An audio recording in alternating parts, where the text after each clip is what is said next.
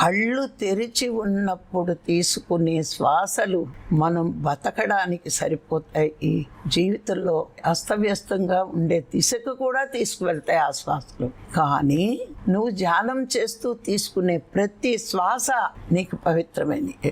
ఎందుకు మహాత్ములు మనకు చెప్తారు అంటే, కోపం వచ్చినప్పుడు మన శ్వాస ఒకలా ఉంటుంది, విశ్రాంతి తీసుకున్నప్పుడు ఒక రకంగా ఉంటుంది, పని చేసినప్పుడు మన శ్వాస ఒకలా ఉంటుంది.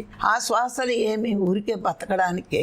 కానీ నువ్వు ధ్యానంలో తీసుకునే ప్రతి శ్వాస నీకు పవిత్రమైనగా ఉపయోగపడంగా ఉంటూ ఉంటుంది. ఎందుకంటే పని చేసినప్పుడు కుడి ముక్కు ద్వారా తీసుకుంటావు, విశ్రాంతిగా ఉన్నప్పుడు ఎడవ ముక్కు ద్వారా తీసుకుంటావు, ఒక శ్వాసే తీసుకుంటావు. కానీ ధ్యానంలో ప్రతి శ్వాస 2 ముక్కు రంధ్రాల గుండా నువ్వు కరెక్ట్గా తీసుకుంటూ ఆ శ్వాసని నువ్వు లోన వరకు పంపించి విశ్వశక్తిని లోనకి ఆత్మకి అందించగలుగుతావు.